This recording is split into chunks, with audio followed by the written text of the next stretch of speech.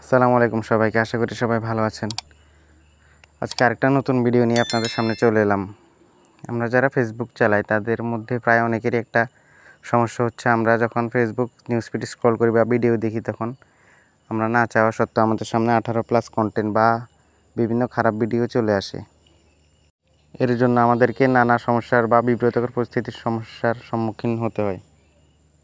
এরকম ভিডিও যাতে না আসে সেটার জন্য আজকে একটা সেটিং শেখাবো আপনাদেরকে। চলুন ভিডিওতে চলে যাই। আমাদের ফেসবুকের যে অফিসিয়াল অ্যাপটা আছে ওইটা থেকে আমরা নিউজ ফিড থেকে এখানে 3 ডটে ক্লিক করব।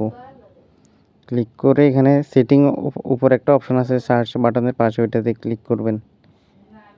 ক্লিক করার পর এখানে নিউজ ফিড একটা অপশন আছে, ওইটা সিলেক্ট করে নেবেন। সিলেক্ট করার পর লাস্টে একটা অপশন আছে রিডিউস, ওইটাকে সিলেক্ট করবেন। করলে এখানে দেখুন low quality content, unoriginal content এবং সেন্সিটিভ কন্টেন্ট আছে। আমরা সেন্সিটিভ কন্টেন্টে ক্লিক করব। ক্লিক করলে এখানে রিডিউস অপশন ডিফল্টে আছে, এখানে রিডিউস অপশন মোরে ক্লিক করবেন।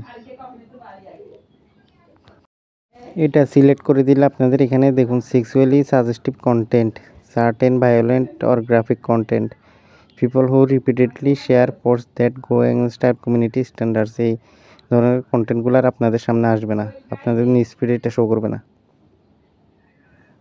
তো আপনারা এটা সিলেক্ট করে নেবেন, তাহলে এই ধরনের যে সকল পোস্ট আছে ওইগুলো আপনাদের নিউজ ফিডে আর শো করবে না। আপনারা এই অপশনটা চালু করার পর আপনাদের সামনে প্রায় 90% 18+ কন্টেন্ট আর শো করবে না। আর যদিও 1-2টা করে ওগুলো আপনারা স্কিপ করে নেবেন, এগুলা ওই ভিডিওগুলো অন করে দেখবেন না। এভাবে 3-4 দিন যদি আপনারা ভিডিওগুলো স্কিপ করে নেন তাহলে আপনাদের সামনে আর এরকম 18+ কন্টেন্ট বা আজে বাজে ভিডিও আর শো করবে না।